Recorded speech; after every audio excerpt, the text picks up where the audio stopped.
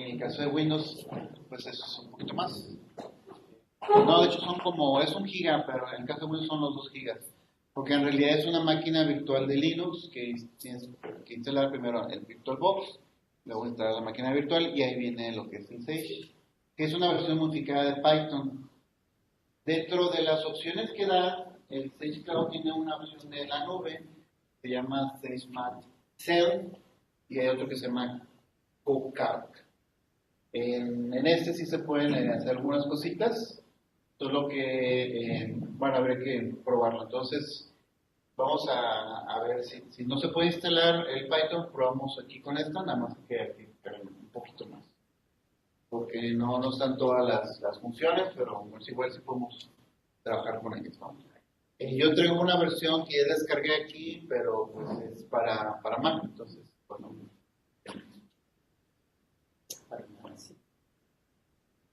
Pero la pueden buscar y si gustan, pues la podemos probar también. Bueno, entonces, bueno, vimos cifrado por bloques, ¿sí? En la criptografía contemporánea, aunque vimos lo que es el DES no tan contemporáneo, pero bueno, es contemporáneo en términos de criptografía moderna. Vamos a ver una primitiva que se llama las funciones hash. Las funciones hash seguramente ya han escuchado hablar por ahí, ¿sí?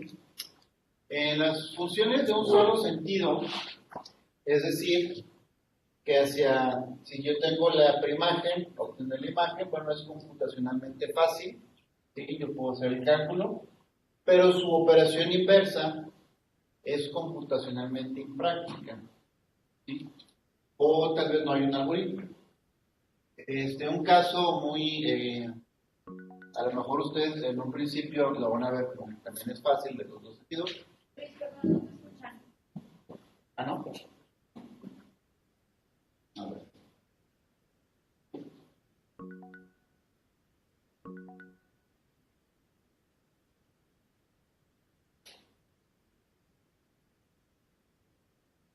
Bueno.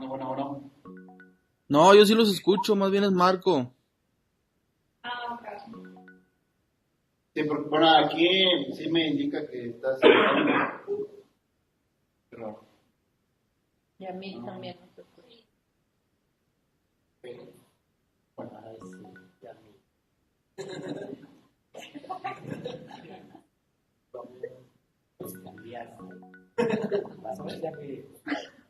Bueno, les decía que un ejemplo es en la multiplicación. Yo puedo multiplicar 3 por 7, pues es 21, es fácil. Pero la operación inversa, que es de división, pues a lo mejor puede ser sencilla, puede ser fácil. Pero ahora les voy a poner un reto diferente. Si yo les digo 43, que es un número primo, ¿cuáles dos factores? ¿Qué multiplico por 43? Pues 1 y 43, ¿no? Porque es un número pequeño. Pero ahora si yo les digo, no sé, 10.578, no, 78 no, 10.579,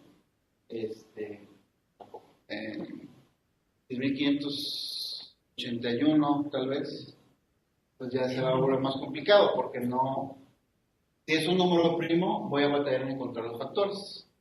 Entonces la idea es que para números suficientemente grandes, la operación inversa, es decir, encontrar los factores, es computacionalmente impráctica, porque no hay un algoritmo en sí. Pero cuando uno divide, uno multiplica y prueba valores. Digo, 27 entre 3, pues es 3 o 3 por 1, 3 por 2, 3 por 3 o 3 por 5, pero uno está adivinando. No hay propiamente un algoritmo directo para hacer la factorización. Hay estrategias para acelerar la factorización, pero no hay un algoritmo propiamente, ¿sí? En términos determinísticos. ¿Sí? Yo diga, pues si es de tantos bits el número, pues puede ser 3 operaciones. No, eso no aplica para la factorización. ¿Sí? Ajá.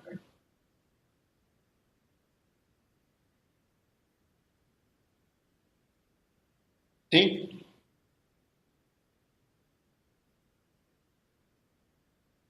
Ok. Bueno, vamos a dar 3 minutos a Marco. Sí. ¿Cómo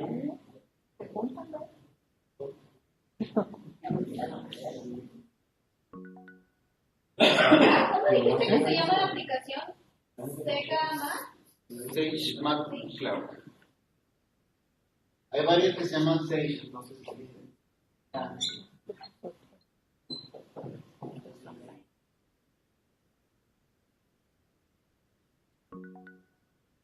Listo, que ya. Ya. Ok, muy bien. Gracias. Bueno, entonces, una función de un solo sentido, decíamos que es una función que es fácil de hacer, ¿sí? Pero que su inverso podría ser computacionalmente o impráctico o muy difícil. La idea es de que si hay un algoritmo, a lo mejor no es determinístico en el sentido de computacionalmente hablando, no es lineal, sino es exponencial o cuadrático o alguna otra complejidad que tenga. Esto es que no sabemos cuántos pasos nos vamos a tardar, ¿sí? Entonces, necesitamos esto para una función hash o función digesto. La función digesto produce huellas digitales de tamaño fijo desde documentos de tamaño arbitrario o aleatorio. La idea es que con una pequeña variación del texto original tengamos una huella digital totalmente diferente, por más mínima que sea, desde un bit, ¿sí? ¿Para qué las utilizamos? Bueno, podemos convertir contraseñas a mensajes de tamaño fijo, ¿sí? Podemos usarla también para generadores de números aleatorios, que ya no es tan común, pero pues, usar. Proveen autenticación básica a través de lo que son, bueno, una política que vamos a ver más adelante, las MACs. Y bueno, lo que tal vez a ustedes les interese más son bloques básicos para firmas digitales, ¿sí? Entonces, si yo tengo n bits y las meto aquí en la función picadillo, esto, función hash, tengo n bits, voy a sacar c bits. C de constante y n porque es un número aleatorio, ¿no? La función hash recibe un texto de tamaño indefinido. Normalmente al mensaje se le agregan ceros, ¿sí? Y el tamaño del archivo para tener un múltiplo del tamaño del bloque que estamos manejando, ¿sí? Y bueno, la salida siempre es de tamaño fijo. Y es importante. En este ejemplo tengo Anita la latina y me da este resultado de alguna función hash que no por cuál usé, pero bueno, me da este valor, ¿sí? De una hexadecimal. Entonces dije, bueno, voy a poner de A mayúscula a A minúscula Anita la latina y si fijan me da un valor también totalmente diferente. Ahora, si nos vamos a nivel de bits, la A mayúscula y la A minúscula pues son muy diferentes a nivel de bits, son alrededor de 30 y tantos valores numéricos, ¿sí? Entonces dije, bueno, pues Anita la latina, le pongo la B, creo que son 2 bits de diferencia. Y pues me da también un valor totalmente diferente, ¿sí? Una función hash criptográficamente útil provee digestos totalmente diferentes a pesar de cambios marginales, es lo que damos. Es decir, que una pequeña variación en un documento, por ejemplo, un documento a firmar, cualquier cambio, por más pequeño que sea, pues nos da un digesto totalmente diferente. Bueno, hay unos requerimientos de seguridad, que bueno, son 3 los que estoy poniendo. Resistencia de preimagen, ¿sí? O sea que si yo tengo el h de x, pues no pueda encontrar el valor x original, ¿sí? Si podemos invertirlo, pues entonces la función no sirve para nada. Resistencia de segunda preimagen o resistencia de coaliciones. Si yo tengo una X, es computacionalmente impráctico encontrar otro valor que tenga el mismo hash. O sea, que haya 2 documentos. Encontrar un segundo documento que tenga el mismo hash debería de ser computacionalmente impráctico.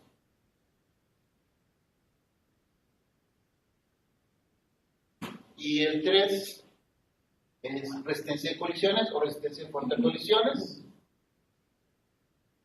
Encontrar dos documentos, ¿sí?, aleatorios que tengan el mismo hash. ¿Cuál es la diferencia? Bueno, yo aquí lo pongo en otras tres cosas. Uno, que no la puede invertir. Dos, que a partir de un documento no pueda generar otro y falsificarlo. ¿Sí? Y tres, que pues, ya ahora sí que puedo hacer lo que sea para encontrar el mismo hash. ¿Sí? Entonces, son las diferencias, ¿no? Encontrar dos hash, dos documentos aleatorios o generar dos documentos aleatorios que tengan el mismo. Esos son los requerimientos de seguridad. ¿Sí? En primera instancia, pues le puedo invertir, no sirve. Si tengo este detalle de que de algún documento lo pueda modificar para sacar el mismo hash, bueno, ahí ya empiezo a tener problemas. Y de hecho aquí ya se deja de usar la función. Bueno, acá también. Pero vaya, lo primero siempre cumple esto, pero cuando falla esto, dices, bueno, a lo mejor para ciertas aplicaciones no sirve. Pero si llegamos a un punto que podemos agarrar documentos aleatorios y que nos den el mismo hash, o modificarlos para que tengan el mismo hash, bueno, ahí sí ya está muerta la función. Les decía del relleno, por ejemplo, yo tengo un mensaje M. Lo que voy a hacer en el último bloque es poner un 1, ceros y la longitud del archivo. Debe haber un 1 y un 0. Por ejemplo, creo que ahí nos dice, bueno, si es 512 bits, bueno, 64 bits, que les había comentado, pues no puede ser hash de documentos de más de 4 gigas. Entonces, bueno, aquí se utilizan más grandes. Entonces, lo que yo hago es, de mi mensaje, del primer bloque, perdón, y un vector de inicialización, pues meto aquí una función, en este caso una función de compresión, que me va a dar un número de tamaño, bueno, un bloque de tamaño igual, del mismo tamaño, perdón. Viene otro bloque, entran los dos, ¿sí? Y así sucesivamente hasta llegar al último. En algunos casos, bueno, hay procesos opcionales, ¿sí? Y pues, es todo. Aquí lo importante es el relleno al final. Eso nos va a servir para saber de qué tamaño era el archivo, ¿sí?, que estamos sacando. Obviamente hay que leer el último bloque para ver de qué tamaño era y cuántos bits del documento. Para el relleno, por ejemplo, un bloque de 512 bits, tenemos, este es el último bloque. Hay una parte que todavía son datos y después van unos ceros. Y la longitud, por ejemplo, es de 64 bits. Si fuera de 64 bits, bueno, pues hay que checar cuántos ceros vamos a poner. Y para eso nada más una función para calcular el tamaño del relleno. Y de esa manera pues tenemos los bloques completos. Bueno, hay un algoritmo que se llama el algoritmo Secure Hash. Probablemente ustedes ya lo han escuchado. SHA fue diseñado por el NIST y por la NSA. Y bueno, es el estándar de Estados Unidos para lo que es un algoritmo que se llama firma digital. El nombre del algoritmo es SHA, mientras que SHS es el estándar. Y bueno, está basado en otras dos, que era el MD4, MD5. Pero bueno, el punto es, salió el SHA-0 en el 93. Le decimos 0 porque, bueno, en realidad nunca salió. Cuando se publicó o cuando estaba en proceso de publicación se le encontró detalles, entonces no se alcanzó a estandarizar. Incluso se publicó y dijeron, pues para tal fecha se estandariza, pero antes de esa fecha le encontraron errores. Sacaron el SHA-1, que fue realmente la primera del estándar. Esto fue en el 95. Bueno, utiliza rotaciones de bits del mensaje, bueno, de los bloques del mensaje. Ahorita la vamos a ver. Y pues por lo mismo, pues también es lo mejor para hardware. El SHA-1 se utilizaba, bueno, se utiliza todavía en el SSL, las conexiones seguras, para correo, ¿sí?, y para otros procesos de comunicación. En el 2001 sacaron la versión 2, el SHA-2, ¿Por qué la sacaron? Porque ya nada más estaba el SHA-1 y no había ninguna otra adicional. Se creía que si tomaban SHA-1, pues ya no tendrían manera de hacerlo. Entonces sacaron un segundo estándar en prevención de que fueran a romper el SHA-1. Como es de esperarse, pues no era tan popular al principio, que ya era el estándar. Le tomó bastante tiempo ser usado ampliamente. Todavía a la fecha se sigue refiriendo al SHA-1 en algunas ocasiones. ¿Sí? Pero pues él ya tiene más de 20 años el SHA-1. Pero pues se sigue utilizando. ¿Sí? En lo general, bueno, ahorita tengo un diagrama, pero dice, a partir de un documento, ya partido en bloques de 512 bits, con el relleno que les puse, ¿sí? Primero se establecen unas constantes, de H0 a H4, son 5 constantes, y hay un bucle aquí. El primer bloque, bueno, el bloque en el que estemos de 512 bits, lo partimos en 16 palabras de 32. A partir de esas 16 palabras, con una serie de funciones, las expandimos a 80, ¿sí? De 32 bits, y esos van a ser nuestras W, bueno, que viene más adelante en el diagrama, y se hacen un ciclo de 80, o como podemos decir, son 80 rondas, por decirlo así, en donde se sustituyen, bueno, estos valores iniciales, entran unas constantes, la función f, que son XORs y operaciones de AND, luego un cambio de valores de A, B, C, D, E, ¿sí? Se rotan algunos bits, cambian de posición, y bueno, hay unas operaciones adicionales. Se reescriben el H0, el H1, el H2, etc. Y esto se hace 80 veces. Una vez que seguimos las 80 veces, pasamos al siguiente bloque, y así sucesivamente. Y bueno, los resultados son las H's. Los valores iniciales, para el H0 al H4, son específicamente estos valores para el SHA-1. Hay unas constantes que son KT, que van a ir cambiando dependiendo de la ronda. Las primeras 20 vale esta, en las segundas esta, en la tercera esta, en la cuarta esta. ¿Sí? Y la función booleana f, que les mencioné, pues igual también varían, ¿sí? Nada más son suma, multiplicación, XOR y aquí el inverso. Vamos a ver el diagrama. Y entonces, son A, B, C, D, E, ¿sí? Los que les he comentado, y entran B, C y D, entran a la función F. Se fijan la función F, todas las rondas es B, C, D. ¿Sí? Multiplicaciones, sumas o exos, dependiendo del número de tenemos.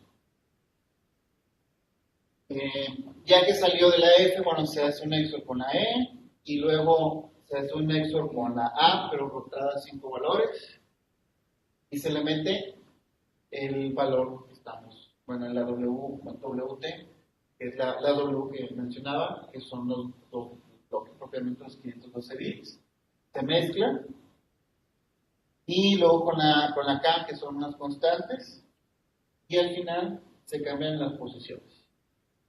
Bueno, la B también tiene un corregimiento por ahí. Se cambian las posiciones, ¿sí? Y pasa otra vez, se vuelve a ejecutar para el siguiente bloque de datos. El bloque de datos está aquí en la W. Estas A, B, C, D eran valores iniciales, ¿sí? Y simplemente se van a ir reescribiendo estos. Si se fijan, lo que estamos reescribiendo son estas letras A, B, C, D, E. Y pues es un número fijo de valores. ¿Sí? Lo que está cambiando es la W. Aquí estamos metiendo, está aquí al lado derecho, por eso están viendo mi dedo. Entran los datos y se mezclan. Entran los datos y se mezclan para cada bloque de datos. ¿Sí? Recordando que esto se hace 80 veces. De los 512, pues lo partimos, pues obviamente son 80 veces. Aquí entran perfectamente. Y al final de una ronda, de las 80 rondas, tenemos la misma cantidad de valores y lo repetimos para todos los bloques, entonces al final siempre seguimos de bits. Y de esta manera es que de un tamaño arbitrario tenemos un tamaño fijo. pues simplemente estamos reescribiendo las mismas localidades de memoria. ¿Sí? Bueno, ese es el SHA-1. Después, ahora viene la práctica. Bueno, esa es la práctica, ese es el SHA-2. Tiene el SHA-2, hicieron una mejora. Ya no es ABCDE, ya es hasta la H. Es decir, la salida es más grande. Y hay 4 funciones. Sigma 0, sigma 1. Bueno, la H y la MA. Bueno, no importa.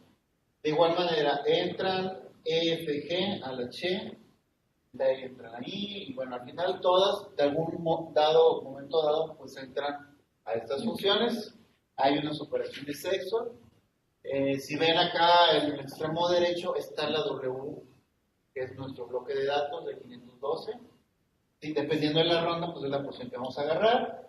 De acá igual también tenemos valores fijos, son constantes que vamos a ir metiendo. Se mezcla aquí y luego se mezcla acá. Bueno, aquí son 2 sexos, que son 3 entradas. Ajá. Y de igual manera se intercambian la posición. Si se fijan, ahí afuera no hay rotaciones y las funciones estas de acá pues son operaciones, bueno, no las puse, pero bueno, son operaciones matemáticas que funcionan bien tanto en software como en hardware, porque no hay corrimientos de un tamaño específico o de tamaño arbitrario.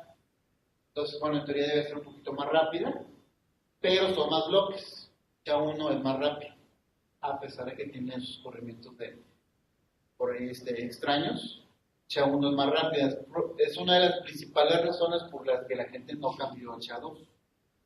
Obviamente bueno, ustedes que trabajan en una empresa de software, si yo ya tengo SHA-1 y me dicen que es SHA-2, pero que no es obligatorio, pues obviamente no voy a gastar, bueno, no sé, salario de un mes para 3 personas para cambiar el SHA-2.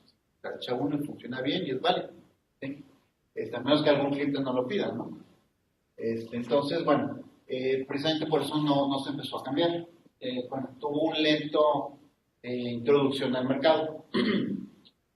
El detalle es que el SHA-1 ya presenta debilidades y hay que cambiarse al SHA-2. Ahora sí que ya es, pues debería ser obligatorio. Sin embargo, bueno, vamos a ver más adelante que no está tan obligatorio para ciertas aplicaciones, pero el SHA-1 ya no se debería estar utilizando. Incluso el MD5 que mencioné al principio de la introducción al SHA-1, a partir del 95 se debió de haber dejado de usar, porque para eso es el SHA-1.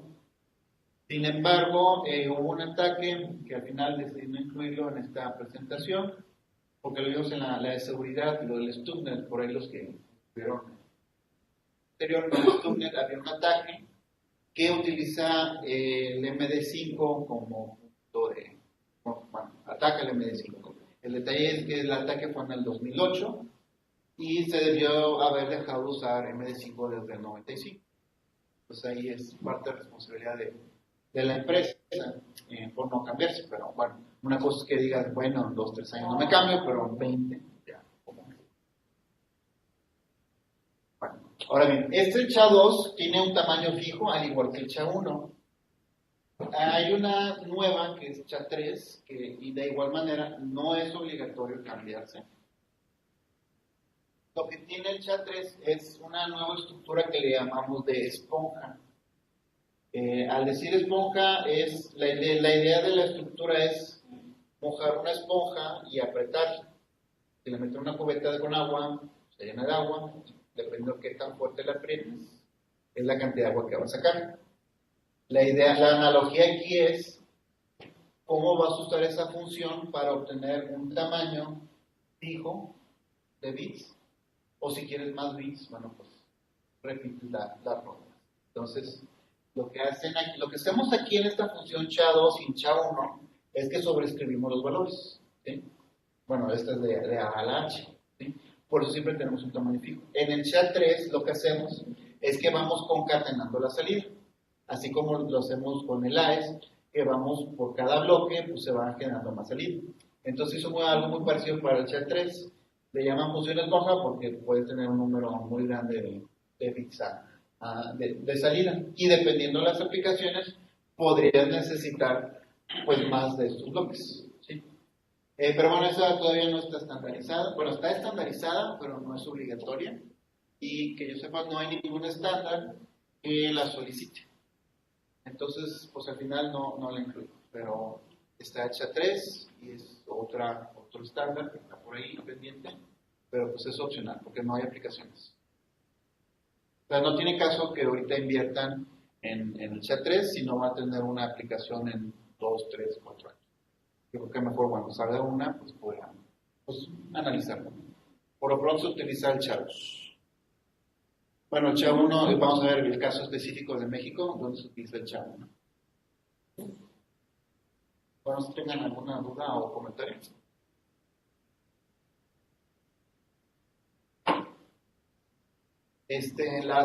Las MACs son código de autenticación de mensajes, Message Authentication Code, también conocido como suma de verificación criptográfica. Esencialmente es un hash con llave. ¿Sí? Es decir, al hash le vamos a meter una llave y pues vamos a tener cosas interesantes. La idea de meterle una llave y mezclarla con el hash es que precisamente quien tenga la llave va a poder verificar el hash. Fijan el hash, nada más meto el mensaje, le aplico la función hash y tengo un digesto que es un identificador único. ¿Sí? Al meterle lo que es la llave, yo lo que voy a tener es cierta certeza de que no se ha modificado ninguna de las partes.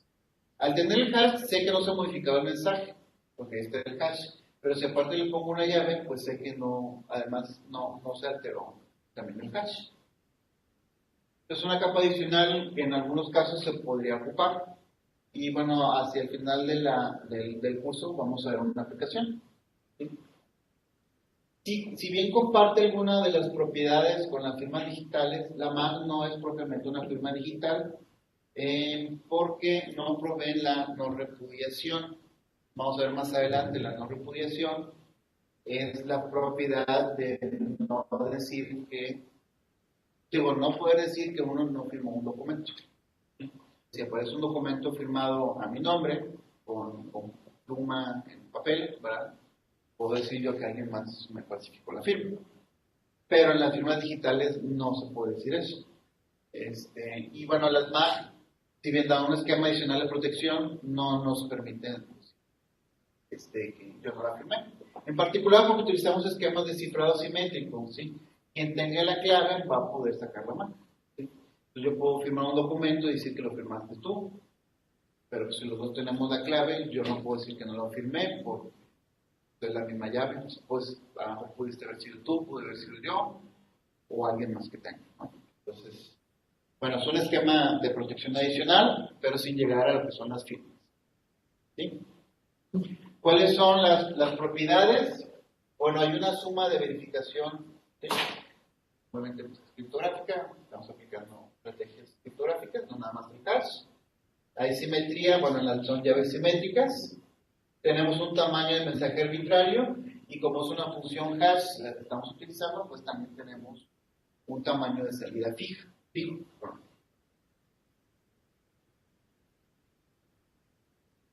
Tenemos integridad del mensaje, es decir, cualquier manipulación del mensaje durante la transmisión, bueno, pues va a ser detectado por el receptor.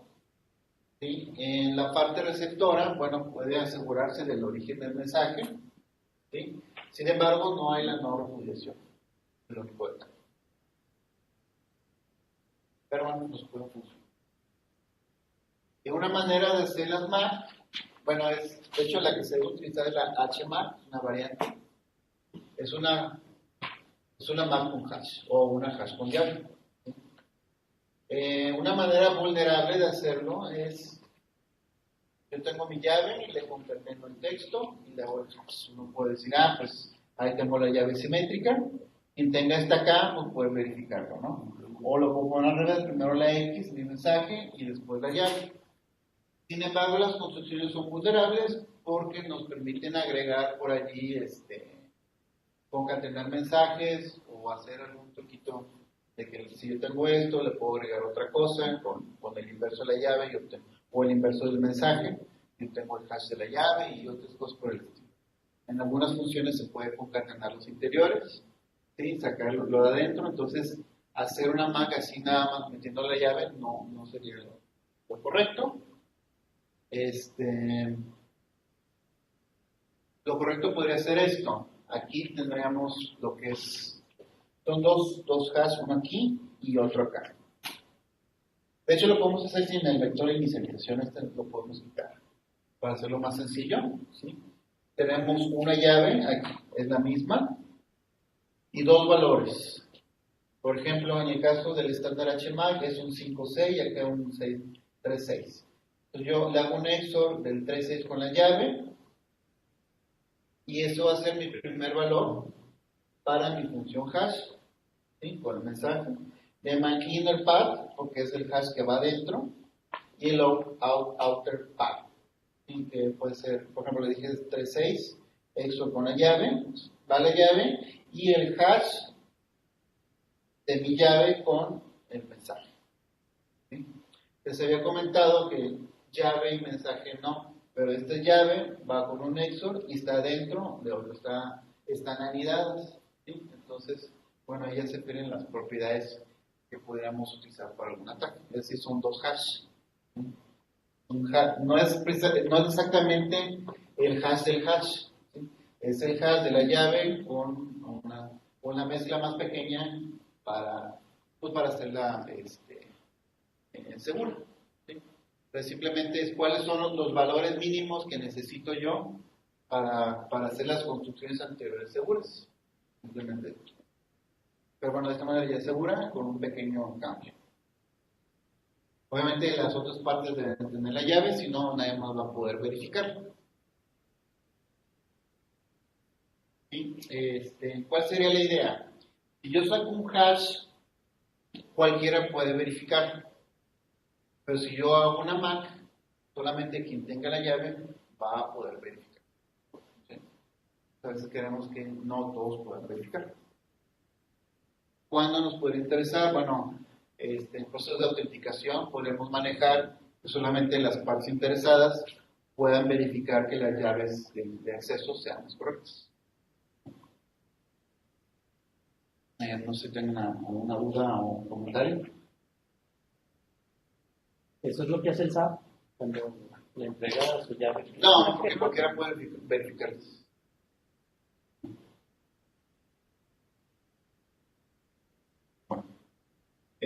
Bueno, si tenemos tiempo, tengo una práctica para esta parte. Digo, si echamos a andar en el PyCrypto. Bueno, primero el Python y luego el PyCrypto.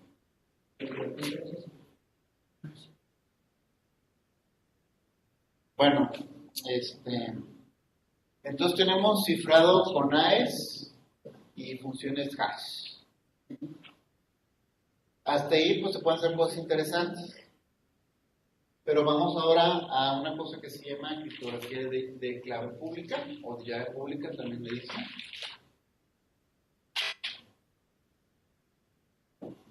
En el 76, Wilfried Diffie y Martin Hellman publicaron un artículo que se llama Nuevas direcciones de criptografía. New Directions in Cryptography. Es interesante que lo hayan publicado en el 76. Ellos ya sabían sobre esa tecnología o sobre estos nuevos esquemas de criptografía. Sin embargo, estaban trabajando para una agencia de gobierno y si lo publicaban, pues eran parte del gobierno. Incluso si lo escribían en el pizarrón o en papel, pues también era bueno. Entonces, nada más lo platicaron y ya que renunciaron y pasó el tiempo de gracia, bueno, ya sacaron el artículo. Poquito antes de ellos, Ralph Merkle inventó una construcción de llave pública para sus clases. Bueno, hizo un trabajo de comunicación segura sobre canales inseguros, la publicó después, en el 82.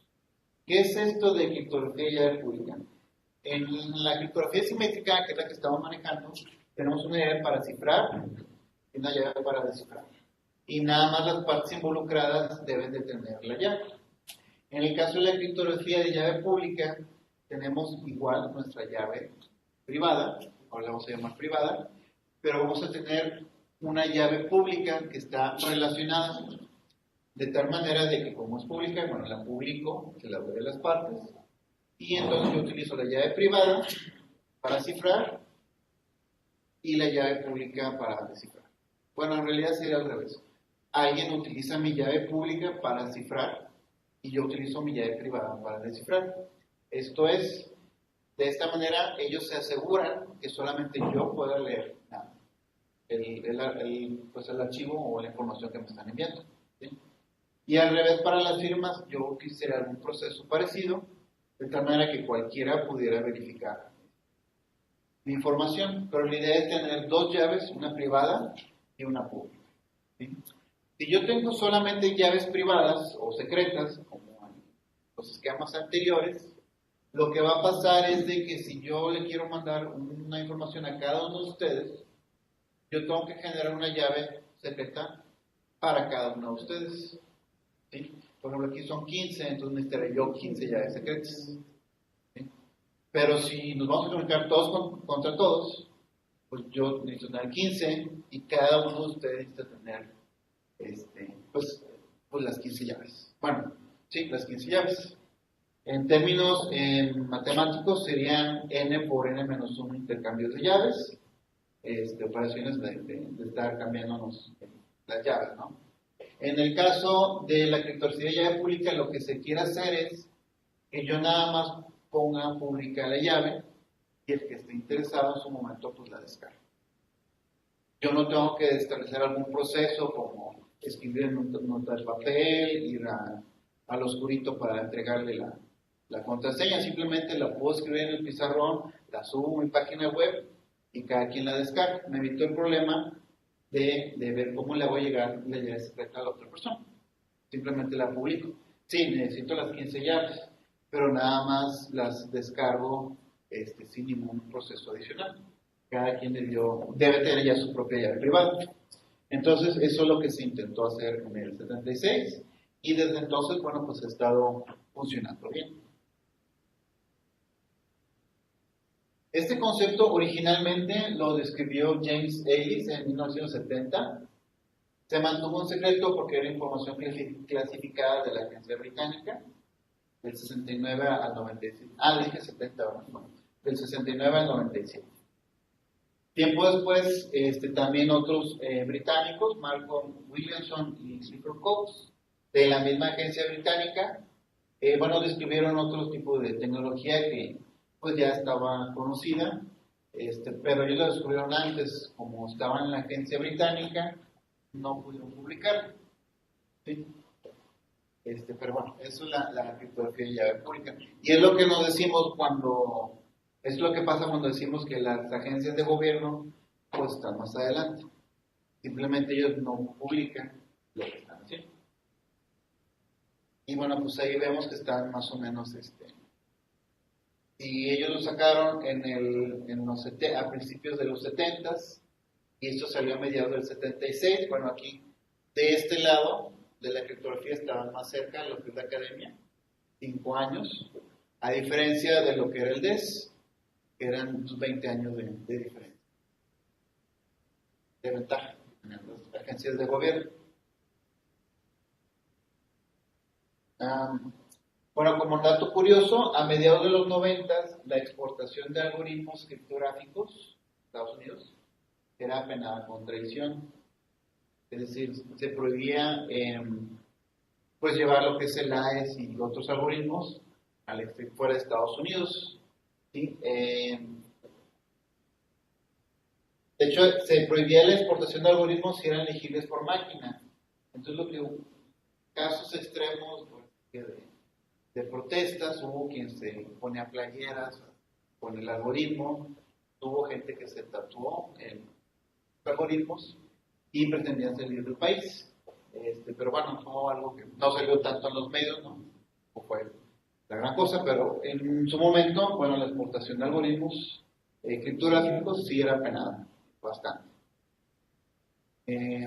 Ya después se fue eliminando un poco y por eso los que entraron al principio, en los 90, a lo que es Internet, veían que algunas cosas no estaban disponibles para otros países, te los bloquearon o no podías descargarlos. Dentro de eso, bueno, incluso los algoritmos criptográficos se llegaron a tratar como municiones, ¿sí? Y bueno, por ejemplo, si ibas a Europa, de Estados Unidos, te daban hasta 10 años de prisión. Ahorita, bueno, pues ya están las patentes. Bueno, ya existen las patentes, ¿no? Pero bueno, ahorita ya pagas, no pasa nada. ¿Qué es lo que tenemos en la criptografía ya pública? Yo tengo a Alice y Bob con su pareja de llaves para cifrar y descifrar, ¿sí? La llave privada y la llave pública. ¿Cómo están al revés? La privada es la D y la pública es la E. Entonces, si yo tengo un mensaje, lo voy a cifrar, ¿sí? Y lo voy a enviar por un canal seguro. Como está cifrado, no lo pueden leer y solo del otro extremo lo pueden descifrar. Si se fijan, son llaves diferentes, ¿sí? Bueno, escrito ahí, son llaves diferentes. Y se obtiene lo que es el mensaje. Esa es la idea. Entonces es proveer de un canal seguro virtual para la transmisión de datos. Igual que se hace en criptografía, solo que aquí tenemos llaves públicas y privadas. ¿Qué podemos hacer con esto? Bueno, podemos hacer algoritmos para compartir llaves, ¿sí? Con la criptografía llave pública, bueno, se establecen primero algunos parámetros y posteriormente los utilizamos para generar alguna llave simétrica, una llave de AES que vamos a compartir. Con la llave pública podemos generar esquemas de no repudiación, es decir, no poder negar la firma de cuando alguien firmó un documento. También nos pueden servir para los procesos de identificación, ¿sí? Entre las entidades. Y bueno, también se puede cifrar, pero normalmente no se cifra con criptografía llave pública, porque es más costoso. Bueno, al final está cifrando, pero cifra solo un bloque de datos.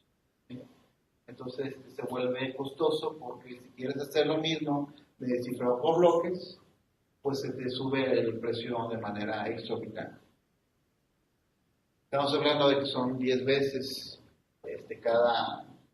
bueno, el costo es algo así como 10 veces más en la criptografía llave pública que con la criptografía simétrica. Entonces, pues solo cifras algo pequeño como una llave, ¿sí? Para que el otro la pueda descifrar, o firmas u otros detalles, ¿sí?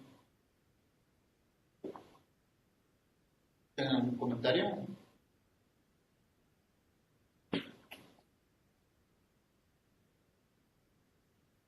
¿Qué usamos para la criptografía llave pública? Bueno, tenemos, en general son 2 o 3 opciones. Factorización de números enteros, son enteros muy grandes, entonces podemos pues cifrar con ellos, porque la factorización, les comentaba, para números suficientemente grandes es muy costosa. La otra es los esquemas de logaritmos, pero logaritmos discretos, ¿sí? Es decir, si yo tomo una base G, le hago un exponente, tengo un resultado, obtener la base para números suficientemente grandes también pues es muy complicado, ¿sí? Pero bueno, aquí al decir discretos son módulo, un número primo en este caso, es decir, yo elevo a la x módulo un número primo. De igual manera ese número primo debe ser muy grande, entonces si es grande, si es suficientemente grande, pues por fuerza bruta no puedo obtener la base, esa es la regla. O como no hay algoritmo, pues entonces se tiene que hacer por fuerza bruta. Y hay un tercer esquema que se llama esquema de curvas elípticas, pero en realidad es un esquema de logaritmo discreto con otras reglas de suma y adición. ¿Sí?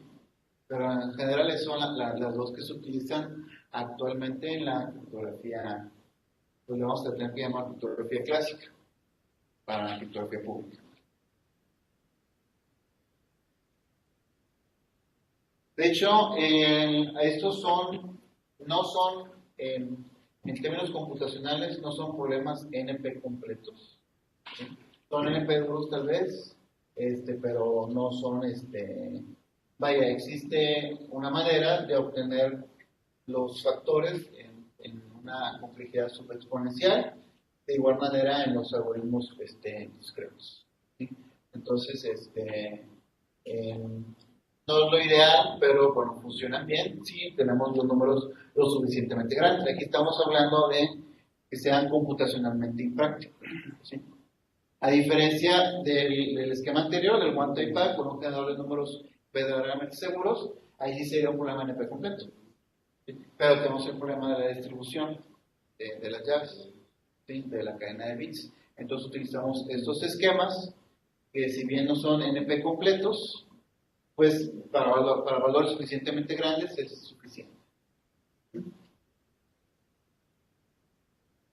Bueno, vamos a hablar de las llaves, del tamaño. ¿Sí?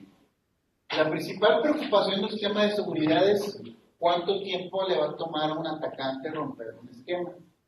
¿Sí? Y bueno, pues también cuántos recursos va a necesitar. Por ahí dicen, dependiendo del sapo de la pedrada, ¿no? Si yo tengo un costo de romper un sistema medido en tiempo y dinero invertido en recursos informáticos, bueno, pues esto debe ser más grande que la información a proteger. ¿Sí? Vamos a hacerlo a números. Por ejemplo, si un atacante necesita 100 millones de dólares, o como habíamos mencionado por ahí el chip de 20 millones de dólares, para obtener un beneficio de 100 mil dólares, pues podemos decir que el atacante va a desistir porque no le conviene, ¿no? Como gastar tanto para tampoco.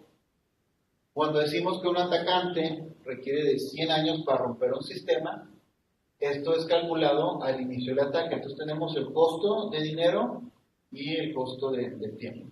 ¿Sí? Conforme pasa el tiempo, pues salen nuevos métodos y pues mejores recursos. Entonces podríamos a lo mejor reducir el tiempo. A lo mejor dices, ahorita me va a tardar 100 años, pero a lo mejor en 5 mi proyección es a 50, entonces nada más faltan 45. ¿Sí? Pasan otros 5 y dices, pues ya nomás son 20. ¿Sí? Van 10, 30, te va reduciendo, ¿no? Un atacante puede estar actualizando sus recursos e ir reduciendo el tiempo inicialmente estimado. Entonces tenemos dos cosas ahí.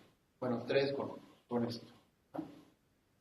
Por ejemplo, en un esquema simétrico, el tiempo de vida de la protección de datos puede ser estimado en el tiempo que le toma a romper el sistema por fuerza bruta, utilizando todas las claves posibles. ¿Sí? Hay un artículo que se llama Using the Cloud to Determine Key Strengths. Bueno, ya tiene un poquito de tiempo.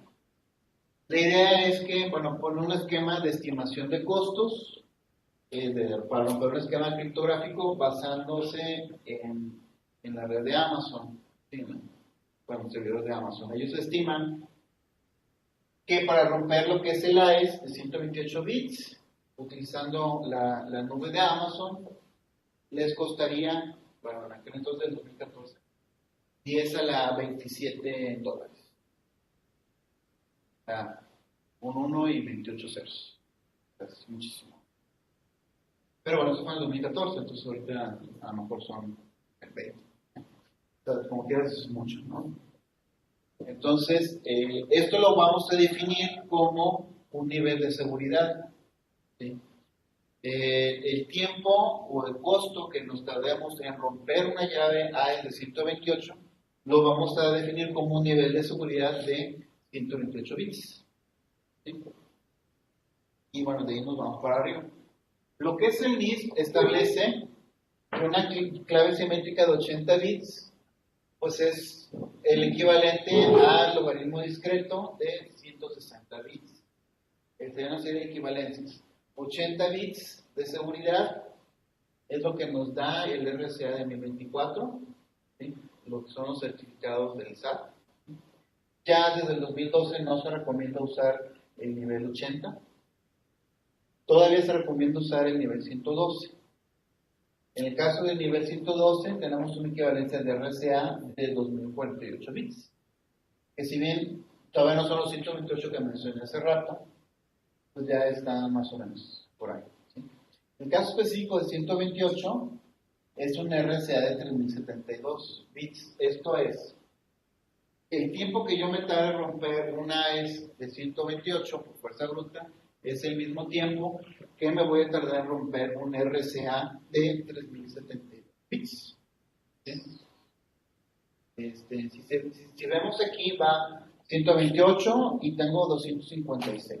Esta 128 de AES, bueno, 256 es el doble de una AES de 128. Sin embargo, en RCA, este 3000 no se hace 6, se hace 15000. ¿Por qué? Porque es un crecimiento exponencial, ¿sí? En costos. En cambio, en la clave simétrica pues, se mantiene, porque bueno, es el punto de referencia. En el caso de un esquema que se llama curvas elípticas, bueno, el 80 es simplemente lo que es el doble. Ya ha habido ataques recientes y no se ha establecido definitivamente lo que pasa es que el BIS no lo he puesto en papel, pero es el triple, casi el triple. Para lo que es de curvas elípticas, pero el RCA se mantiene más o menos igual. ¿Sí? Entonces, por ejemplo, lo que es el SAT nos está dando certificados de 80 y 112 bits. ¿Sí? Muy lejos todavía de esto.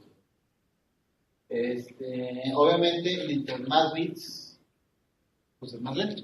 ¿Sí? O sea, hace bien ese pasar de 80 a 112 es el doble. Y las operaciones son lineales, entonces el doble de tiempo. Pasar a 128, pues si tienes el RCA viejito, pues es el triple, y si no, pues es 50%. Pero pasar a niveles pues industriales, pues sí pega mucho el desempeño. Es decir, RCA no es escalable, porque conforme vamos aumentando el nivel de seguridad, pues se va haciendo exponencialmente más costoso. Pero bueno, ahí está y funciona. ¿Sí? Ahí funciona. ¿Dudas o comentarios? ¿No? ¿Cómo sacan el costo? Yo lo estoy implementando como es el tiempo hora-hombre que necesita para... ¿De aquí? Sí, o sea, calcularon cuánto tarda una operación. Y bueno, calcularon 12 a las 128 operaciones. Calcularon cuánto costaba en aquel entonces el servidor. La hora en Amazon. Bueno, estaba escuchando que también ya estamos como cuánticas y una cuántica pues actual.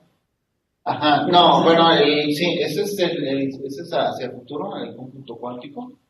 Y bueno, ahí lo que hace es, en el caso de la es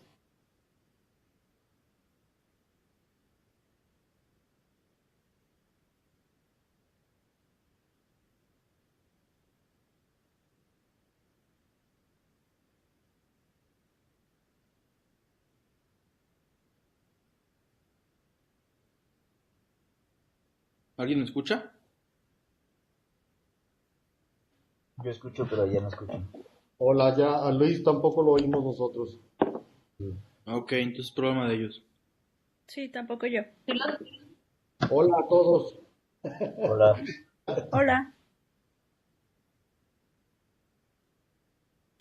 me cayó. Bueno, ¿ya me escuchan? Ya. Sí, ya. Bueno, ¿quién Sí, fue el creo que que se dijo ve ya que me no. escuchan? Escuchamos a alguien decir, ¿ya me escuchan? ¿Quién es ese alguien?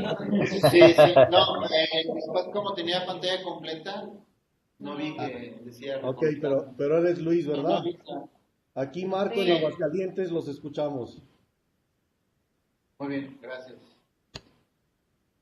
Bueno, entonces si hay como un ataque a una máquina cuántica, sí podría romper estos, pero dependiendo del tamaño de la máquina. Estamos hablando de varios miles de qubits. En particular hay dos tipos de máquinas cuánticas, las adiabáticas y las full-fledged. En el caso de las máquinas cuánticas adiabáticas es lo que utiliza, fue escuchado para la cosa. Y ellos se utilizan principalmente para análisis del lenguaje y predicciones meteorológicas. Esas no están pensadas para atacar estos esquemas. Las Food Flash son las que maneja IBM, pero van en el orden de 80 qubits. Necesitamos varios miles, cientos de miles. Pero es un problema de ingeniería, no un problema físico. O sea, ya, digamos que ya existe una máquina cuántica, ya se puede resolver. Ahora el problema es pasar de los 80 qubits a los varios miles de qubits para poder romper esto. De todas maneras, para romperlo te doy todas las soluciones, tienes que encontrar la respuesta dentro de las soluciones. Hay un problema de búsqueda posteriormente. ¿Qué es lo que hace la máquina cuántica? Es resolver este problema de factorización o del problema de logaritmo discreto a un problema de búsqueda. Pero dependiendo del tamaño, es la cantidad de soluciones las que tienes que buscar. Pero bueno, eso vendría más adelante. En el caso del RSA, tiene la ventaja que los bits, lo que ahorita es una desventaja, son más grandes, tienen mucho más. Para romper un RSA necesitas muchos más qubits que para romper una curva elíptica. Y en el caso de las claves simétricas, es la mitad, entonces, porque no hay un algoritmo. Bueno, sí hay un algoritmo, pero nada más lo divide entre dos. Bueno, más bien la raíz cuadrada, aquí se tendría que duplicar o sea, simplemente subo la cantidad de bits en lo que se piensa algo. En realidad sí hay un ataque, pero no es mayor este problema para las claves simétricas. El problema sería para estos de acá.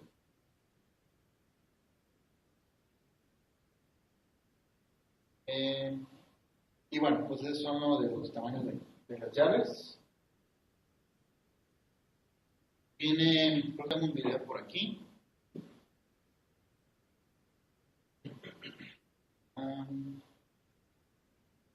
Ya.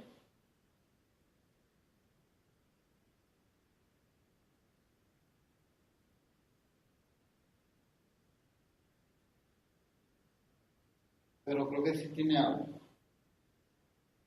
Entonces, déjame ver.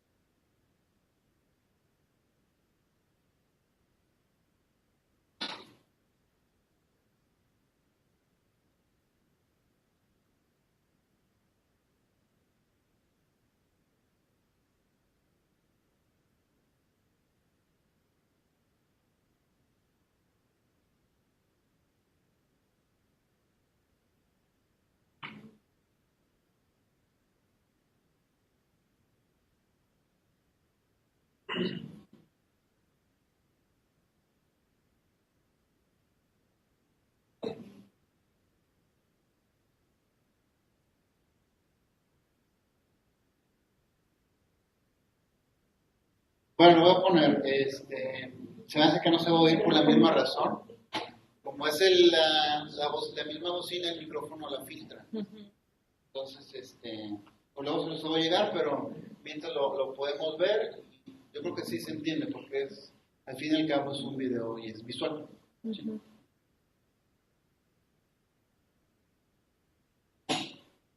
After World War II, with most of Europe in ruins, tension grew in the Soviet Union.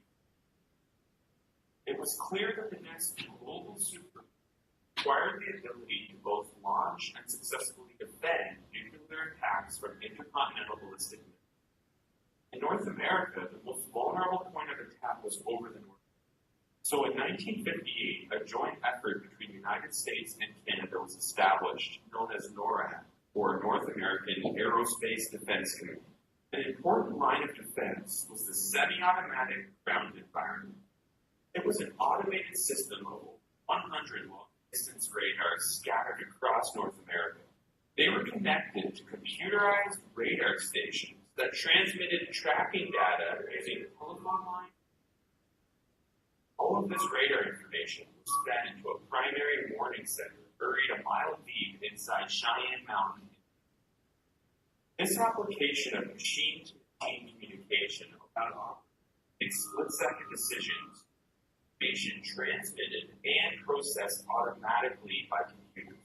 This idea of being online was quickly adapted and advanced by universities in the following years as they understood the potential of computer networks. The thing that makes the computer communication special is that it puts the workers, the team members, in touch not only with one another, but with the information base with which they work on. This is obviously going to make it redundant. Bueno, esa parte no está tan visual para los que no nos están viendo o escuchando. La idea es la transmisión de información de seguridad en los Estados Unidos durante la guerra. La idea es cómo mandabas la información de alguna detección de algún misil o de las estaciones de radio. Entonces tienen un problema para comunicarse entre estaciones. Y bueno, ahorita siguen hablando del problema y más adelante ya sí es más gráfico lo que es la parte de la criptografía pública, que es lo que se propuso como solución. In how we plan, organize, and execute almost everything. If we get into everything is handled electronically. But it's because then I can imagine that if that's some that would require that. Money transfers for just one of a growing number of applications required encryption. As the internet grew to encompass millions around the world, at the time, encryption required two parties to first share a secret transaction. So how could two people who have never met agree on a secret shared key without letting Eve, always listening, also obtain a copy? In 1976, Whitfield Diffie, Art Hellman, devised a trick to do. First, let's explore how this trick is done using colors. How could Alice and Bob agree on a secret color without Eve finding it? The trick is based on two things. One, it's easy to mix two colors together, make a third color. And two, given a mixed color, it's hard to reverse it in order to find the exact original color. This is the basis for a lock. Easy in one direction, hard in the reverse direction. This is known as a one-way function. Now, the solution works as follows. First, they agree publicly on a starting color, say yellow. Next, Alice and Bob both randomly select private colors and mix them into the public yellow in order to disguise their private colors. Now, Alice keeps her private color and sends her mixture to Bob, and Bob keeps his private color and sends his mixture to Alice. Now the heart of the trick. Alice and Bob add their private colors to the other person's mixture and arrive at a shared secret. Notice how Eve is unable to determine this exact color, since she needs one of their private colors to do so. And that is the trick. Now, to do this with numbers, we need a numerical procedure, which is easy in one direction and hard in the other. Bueno, pues esa es la idea, ¿no? ¿Sí quedó un poquito más claro? Bueno,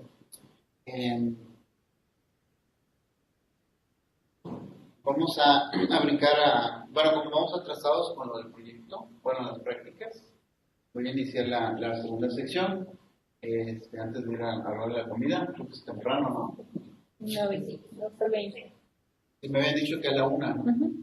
Ajá, bueno, yo creo que vamos a tener un poquito antes de la 1, tal vez, esta parte que es el RSA y el gamma. ¿Sí? Bueno, ya hablamos de la función de un solo sentido. Y bueno, mencioné unos ejemplos. El logaritmo discreto. Si tengo x, a y la n, pues es fácil calcular y igual a x a la a módulo n. ¿Sí? Sin embargo, si tengo la y, la x y la n, encontrar esa a es muy difícil. En particular por la operación módulo n.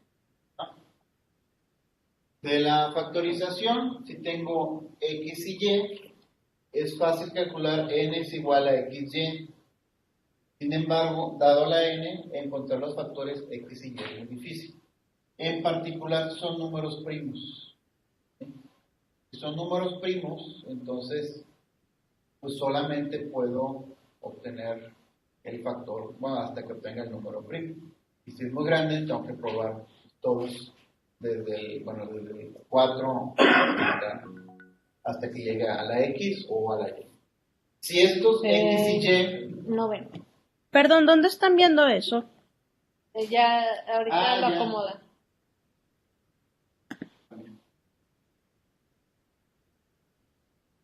¿Listo? Bueno, lo repetimos. Dado x, a y n es fácil calcular y igual a x a la a módulo n. ¿Sí? Si este número es grande, pues obtener el inverso del logaritmo pues es tardado. ¿Sí? Y de este lado, bueno, n igual a xy, obtener los factores, si son números primos, es complicado, porque tendremos que probar todas las combinaciones hasta llegar al número primo. Si fueran un número no primo, tal vez tiene un factor menor y puedo obtener pues parte de los factores poco a poco. ¿Sí? Entonces, bueno, esta es la forma de factorización. En el caso de la raíz cuadrada es esencialmente lo mismo, a igual a x al cuadrado módulo n. Pero en general se utilizan estos dos, logaritmo discreto y factorización. ¿Sí? Por ahí les mencionaba de curvas elípticas, pero es el mismo del logaritmo discreto. ¿Sí? Hablando de exponentes, esto lo voy a ver más adelante en la autenticación, pero de una vez, la idea básica del Diffie y Hellman Key Exchange, intercambio de llaves, es que la exponenciación es una función de un solo sentido, pero es conmutativa. Entonces tengo a la x a la y es lo mismo que a la y a la x. ¿Sí? Módulo P. De tal manera de que yo puedo tener un secreto de este lado, por ejemplo, a lo mejor la x es mi secreto, yo le hago mi alfa a la x, se la envío a Bob, Bob envía el alfa a la y, genera alfa a la y, me lo envía, ¿sí? Y cada quien hace el exponente que le corresponde, bueno, el del otro, y sería exactamente el mismo valor. Aquí tendríamos una llave compartida, ¿sí? Con este truco de los factores. Aquí, bueno, la idea, la protección sería que sean operaciones modulares, módulo P, un número primo, pues un número primo grande. ¿Sí? Si no, bueno, pues cualquiera puede sacar el logaritmo discreto. Y bueno, está este ejemplo. A sería mi llave privada, un número aleatorio, ¿sí? En el módulo P, ¿sí? O sea, de 0 hasta P-1. Bueno, obviamente no es 0, no es el 1, no es el 2, sino más bien más pegado al P-1. ¿Sí? Esta es mi A, mi llave privada. Alfa a la A sería mi llave pública. Yo le envío mi llave pública a Bob. Bob hizo lo correspondiente del lado derecho, B' y alfa a la B módulo P. ¿Sí? Bob, aquí en este paso, me envía hacia la izquierda la B pu, y bueno, cada quien de los dos lados hace exactamente la misma operación. Aquí como Alice es el B pu, el de Bob a la A, y Bob del lado derecho A pu a la B. ¿Sí? ¿Qué es A pu? Es alfa a la A, y aquí lo vamos a elevar a la B, entonces es alfa a la A a la B. Y de este lado es el B pu, que es alfa a la B, elevado a la A. Y es exactamente lo mismo. Es el esquema, básico del intercambio de llaves. ¿Sí? Se define un número primo, que es un parámetro del sistema. Se define esta alfa, también como parámetro del sistema. que cada quien tiene sus aleatorios. ¿Sí?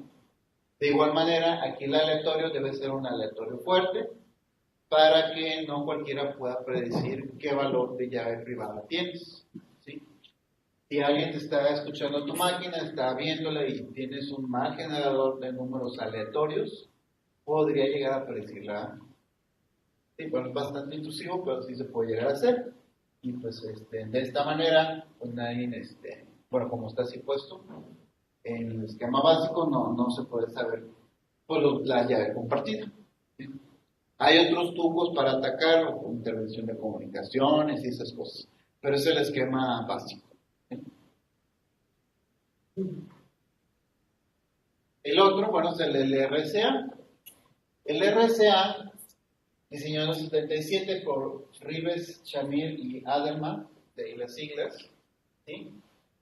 Son PIQ, dos números primos grandes, aleatorios, y hay un módulo N, que es el producto de P y Q. N es igual a P por Q. ¿Sí? Y bueno, hay una función, que no vamos a ver, la función Euler-Totien, que significa, bueno, phi de N es igual a P menos 1 por Q menos 1, el número de valores no primos. ¿Sí? Después se selecciona la llave privada, la llave pública, perdón, que es la E, un número entre 1 y phi de N. El máximo común divisor de E y phi de N es 1, pero podemos agarrar esto, 12 a la 16 más 1, o un 3 si quieren. El 3 es número primo, entonces pues nunca va a tener un común divisor, ¿sí? Pero bueno, te recomiendo usar un 12 a la 16 más 1, porque el 3 es muy pequeño. Y se prefiere tener un número, este número en particular, por lo siguiente. Y ahorita cambio.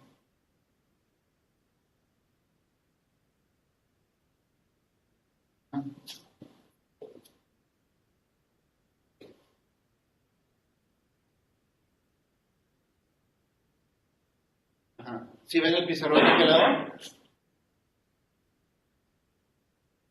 Otros sí. Sí, también. Sí, así es. Bueno, decía que la E se prefiere que sea un número pequeño, pero en particular posee se selecciona este valor, 2 a la 16 más 1. ¿Si se ven azul o prefieren otro color? Sí se ve. Sí se ve, Ah. está bien. Bueno, si recordarán el binario pues es 2 a la 0 es 1, ¿sí? 2 a la 1 es 2, 1 0, 2 a la 2, 2 a la 2, y así sucesivamente, ¿no? Entonces, ¿qué pasa? Cuando pongo 2 a la 16, pues es 1 por 2 a la 16, más 0 por 2 a la 15, más 1 por 2 a la 0. ¿Se fijan? Es un 1, 0 y es 1. ¿Sí? La idea es que las operaciones que tienen un bit en 1 son más costosas que las operaciones, en el caso del RCA en particular, en general todo, que las operaciones con bits en ceros. Entonces, al agarrar esta E, lo que tenemos es un peso Hamming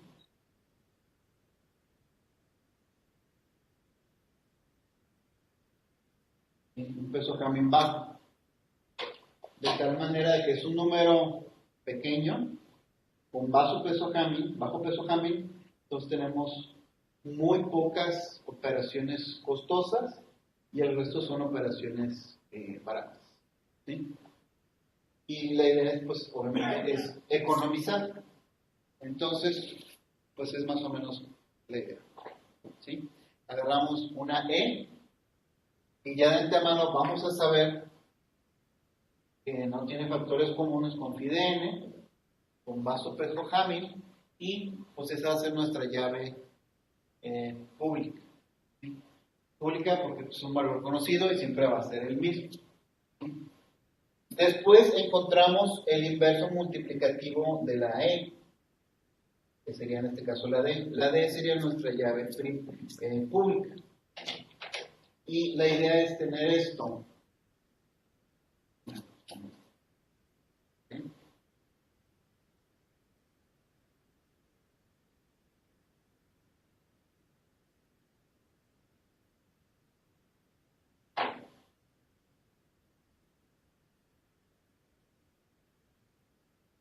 La idea del inverso multiplicativo es que D por E sea equivalente a 1 módulo, bueno, el valor es de phi de N. ¿Sí? Y ahorita vamos a ver por qué, pero esencialmente es por la ley de exponentes.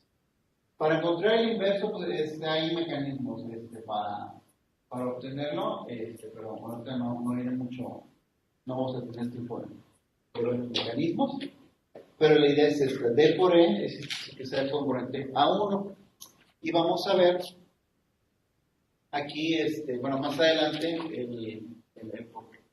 Bueno, en primera instancia, recordar que la llave pública es E y N, bueno, N es el parámetro del sistema, así que solo sería la E, términos específicos, y la privada es la D. Los números primos P y Q, esos ya no se necesitan, eso pueden desechar, pero pues son privados, en el sentido de que nadie más debe saberlos. Entonces, para cifrar un mensaje M de tamaño menor a N, pues es elevar a la llave pública, ¿sí? Módulo N, de tal manera que solo puede descifrar quien tiene la llave privada, ¿sí? Que es la D. Entonces, ¿qué es lo que pasa? Si yo tengo M a la E y esto le elevo a la D, pues esa, habíamos dicho que E por D es igual a 1. ¿Sí? Entonces, se anulan los exponentes, porque esos pues, quedan multiplicados. Entonces, esa es la idea del inverso multiplicativo, que se anulen los exponentes. ¿Sí? ¿Quién puede calcular el inverso de E? Solamente quien conozca a phi de N. ¿Y quién conoce phi de N? Phi de N es P menos 1 por Q menos 1. ¿Sí? Necesito factorizar la N. Pero si la N es muy grande, yo no voy a poder factorizar. Solo quien sepa cuáles eran las P y Q originales sabrá pues, cuáles son los factores, ¿no? O sea, ya los conoce. Entonces, en esto esencialmente se basa en RCA. Y bueno, tengo aquí un ejemplo. Dos números primos, agarré dos números primos pequeños. Esto lo puedo hacer en una calculadora, pero una calculadora buena, no la demás, no. P igual a 11 y Q igual a 13. ¿Sí? N es igual a P por Q.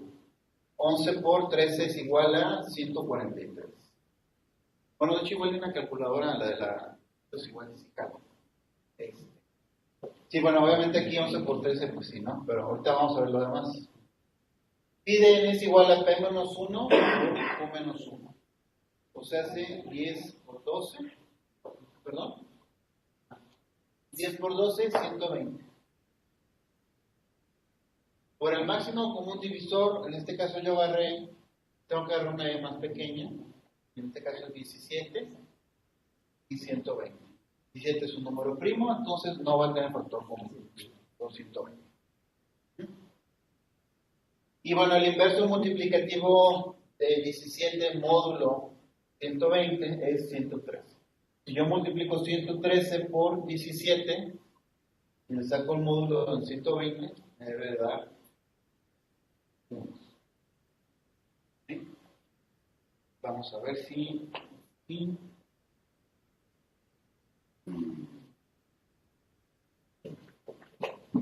vamos a poner la pantalla nada más. ¿Qué valor dices que ¿Perdón? 1, 17 por 113.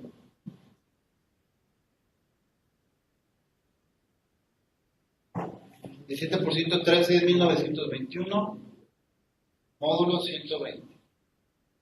Es 1.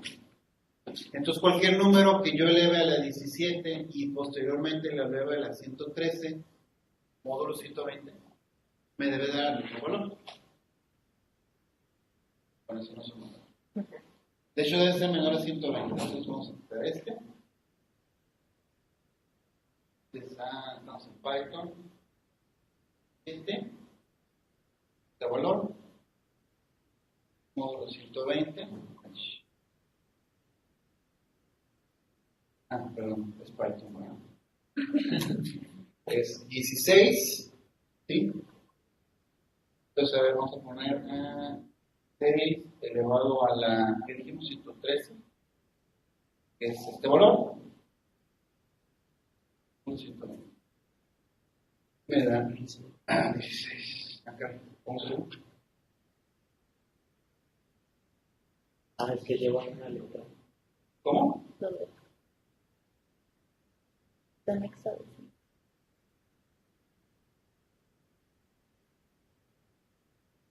Arriba fue multiplicación de 17 por 113. Sí, sí, sí.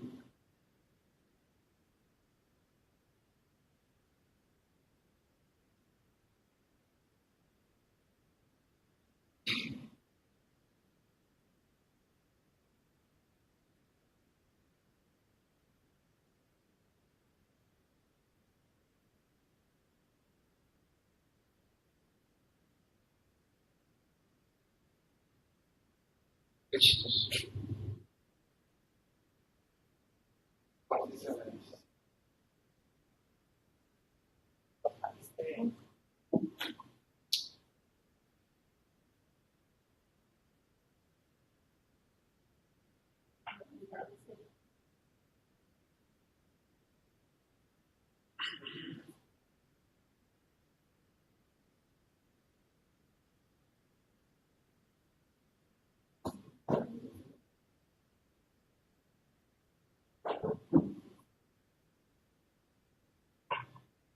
Bueno, creo que el 46 es un número raro.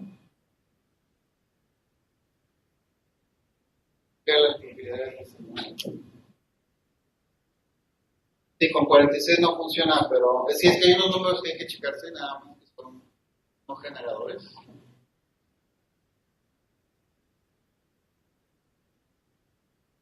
De hecho, no es 120, a ver, ¿dónde está? No, la 20 es 120. Ahí está. 45 elevado a la 17, módulo 120.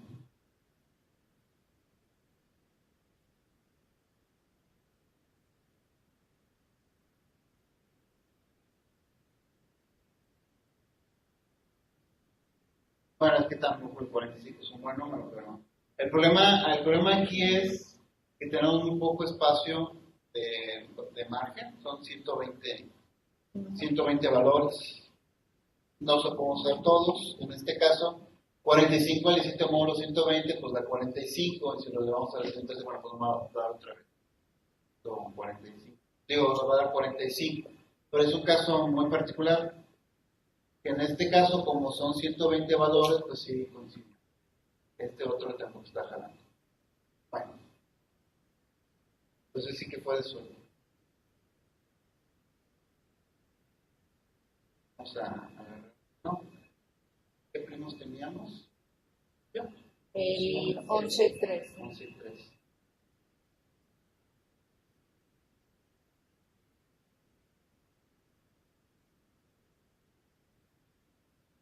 De hecho, ya vi que estoy haciendo.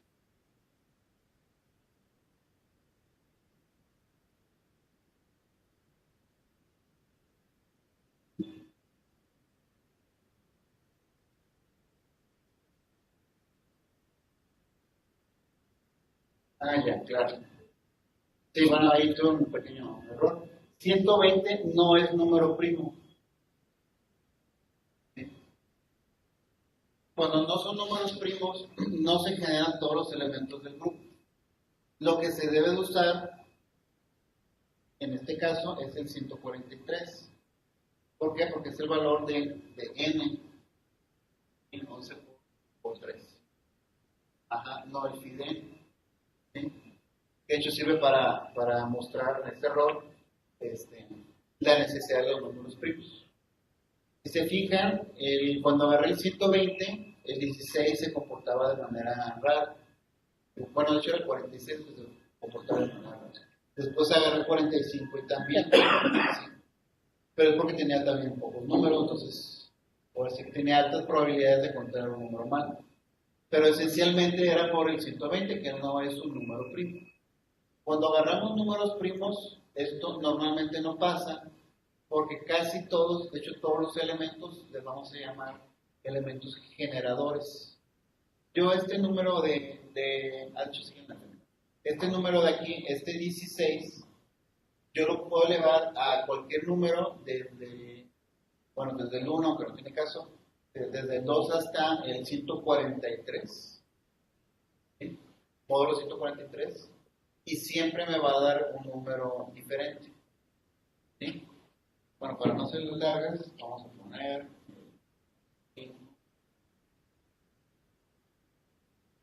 al 100, aquí puedo hacer un grupo, 27, bueno, ahí consiguió.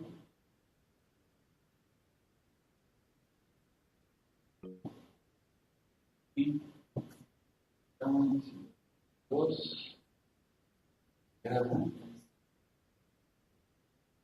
no, es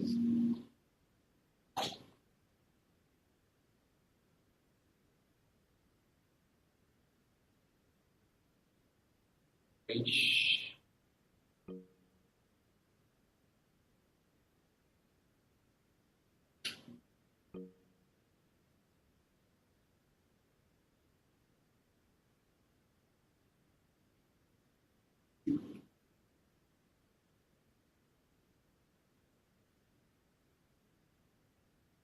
Ok, entonces era el 16 a la I módulos 140.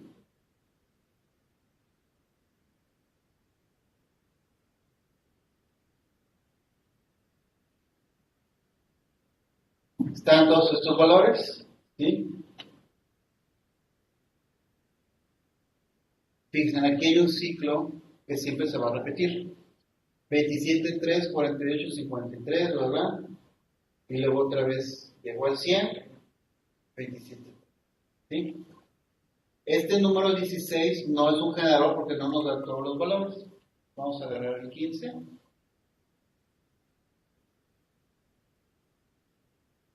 Y no se ve otro 100 por ahí.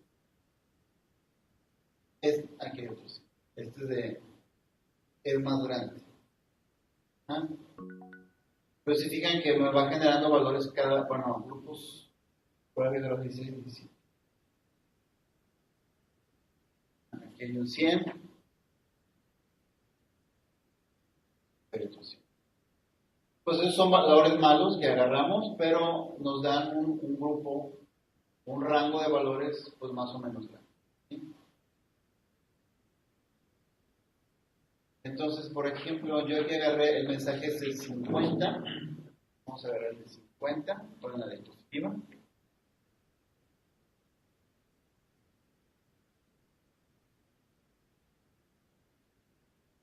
Y pues este nos da otro grupo. Bueno, ahí podemos seguir buscando, pero el punto no es este. El punto que queremos hacer es el cifrado. Tenemos un mensaje de tamaño 50, la representación de valor 50, ¿sí?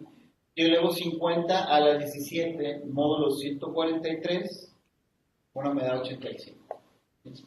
Y si es 85, lo elevo a la 113, módulo 143, me da 50. Es lo que hicimos al final ahorita con no creo que valor agarré.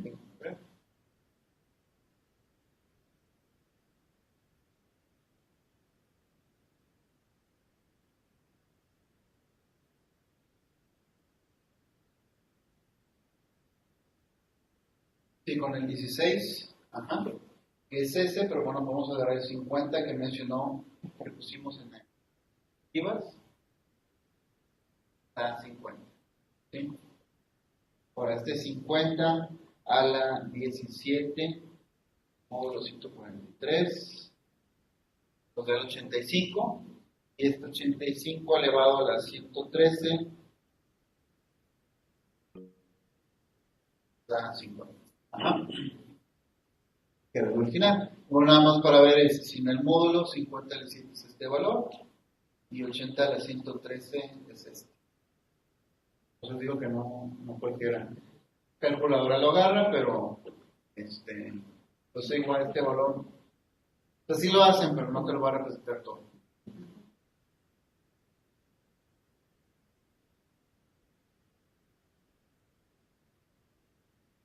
Entonces, estamos hablando de un número primo, bueno, una multiplicación de dos números que nos da 143.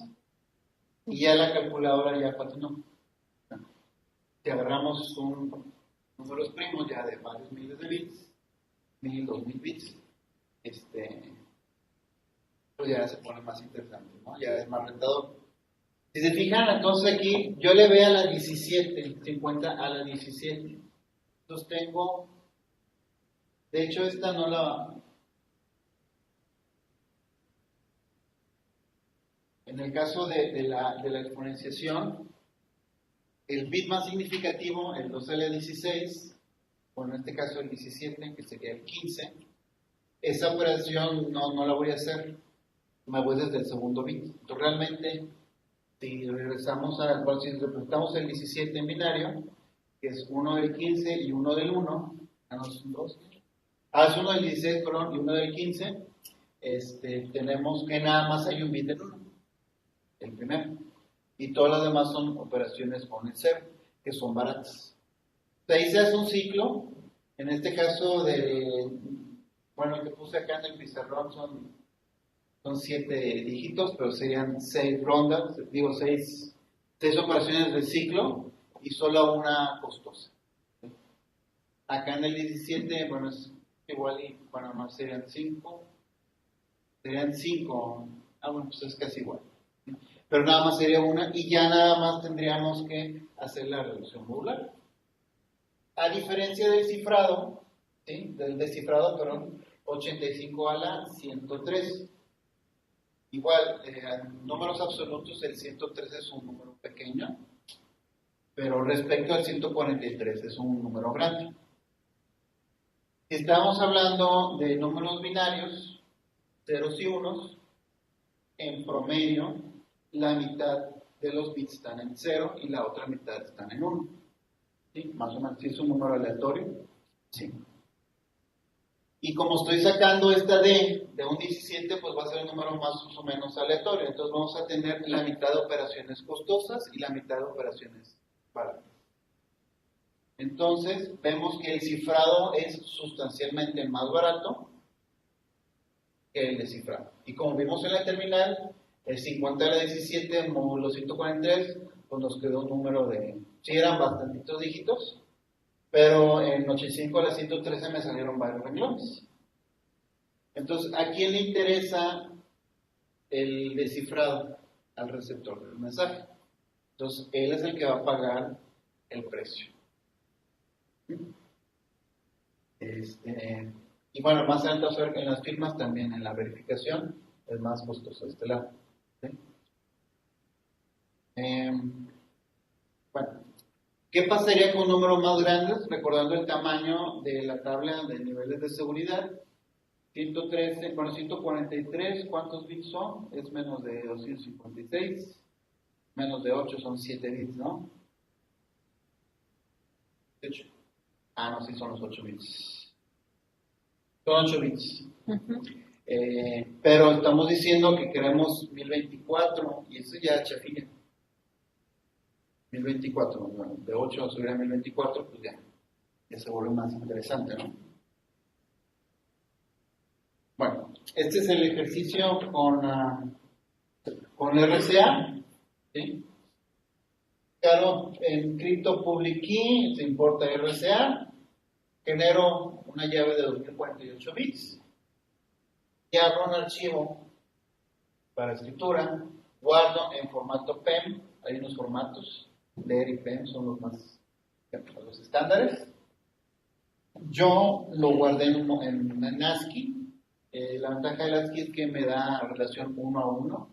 Si tengo 8 dígitos, son 8 dígitos.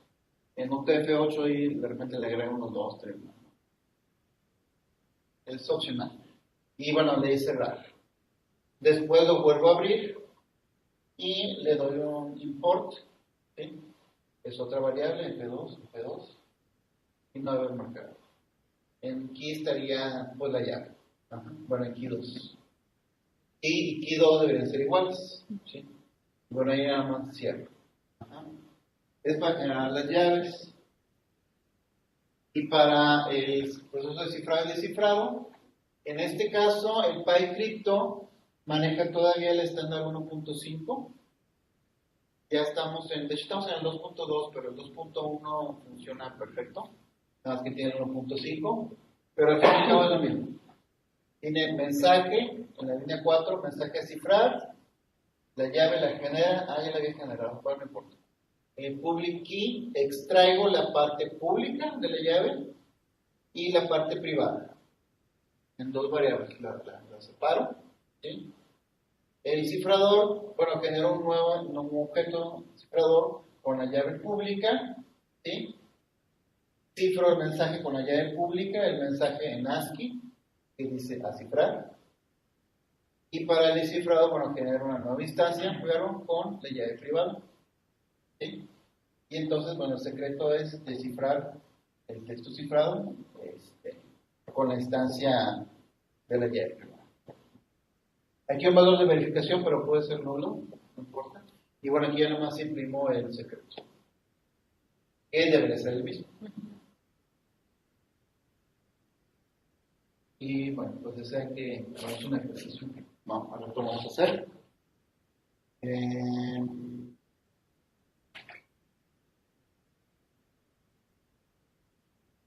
Bueno, vamos a seguirle con el ramal, que es otro esquema de cifrado. Es del 85 y es parecido al Diffie-Hellman, el que vimos de intercambio de llaves. Lo que hace el ramal es utilizar lo que son las llaves efímeras. ¿Alguien sabe o puede decir? Bueno, todos saben que es efímero, ¿no? Pero se pierde. Entonces la idea es que en el ramal utiliza una segunda llave, pero que es efímera, que solo se va a utilizar en este cifrado, o sea, en esta instancia. ¿Sí?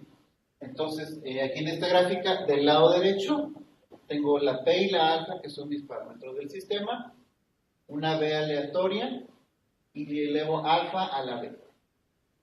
Bueno, es módulo B, ¿no? Pero ahí está. Envío a Alice, pues nada más, bueno, es la beta, ¿no? La beta, ¿sí? Los dos son parámetros del sistema, P, alfa y beta son los parámetros general, pero P y alfa son del sistema, ya la debería tener. Entonces, Alice genera un valor aleatorio A, y para generar su llave efímera, alfa la A o lo P, y la de mensajes beta a la A. Beta es la pública de Bob. ¿Sí? Entonces aquí tengo alfa a la A a la B. Y la efímera. Después tengo mi mensaje, bueno, aquí le puse X en ZP. Entonces multiplico X por la KM, módulo P. ¿Y qué voy a enviar? Voy a enviar las dos, la KE y la Y. La Y es la que tiene el mensaje y la KE tiene la llave efímera. Sí, o sea, hace la A.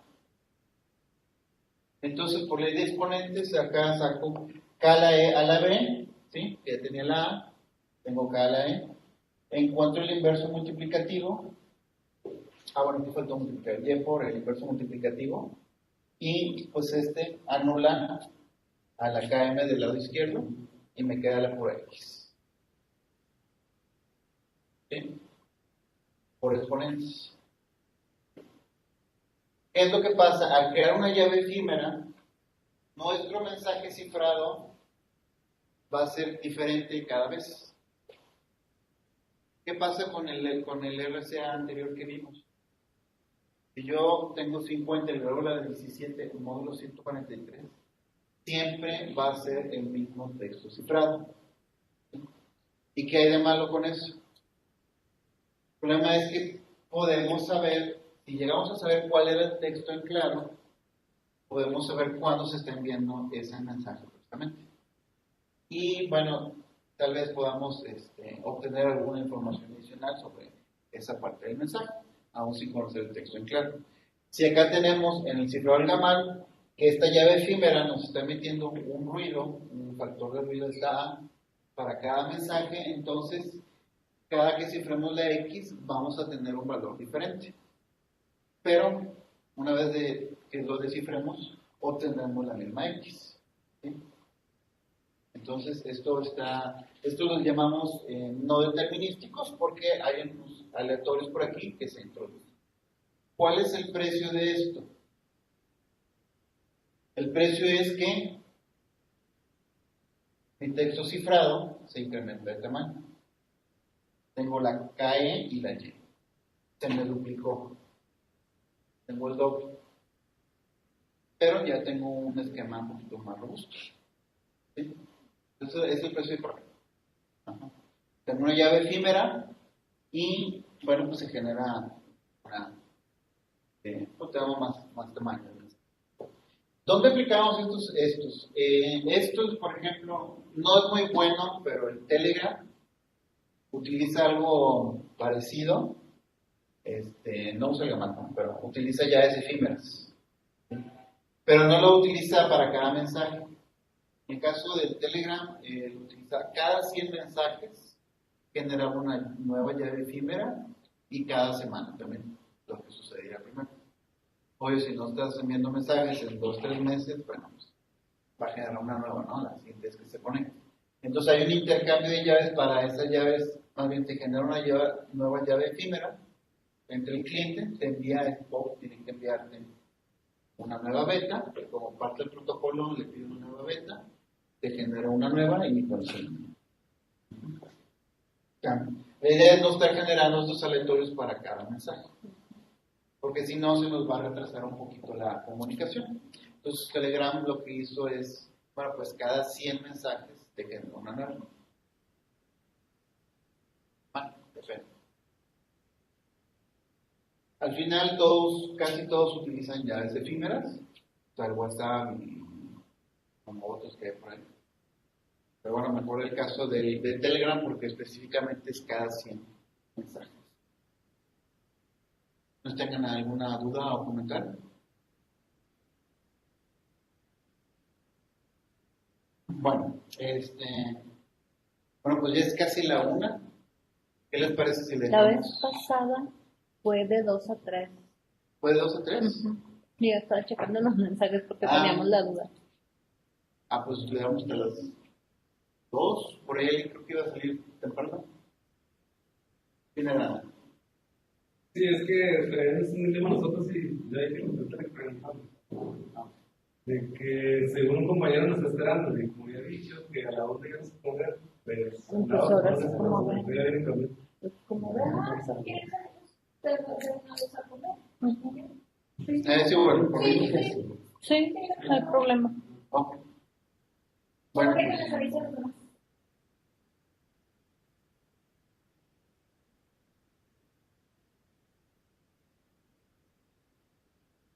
sí, Nos vamos. sí, 1 hora nada más. ¿Cómo ven? Y ya de todas maneras, ¿por qué no lo meto? Sí, no, ¿verdad?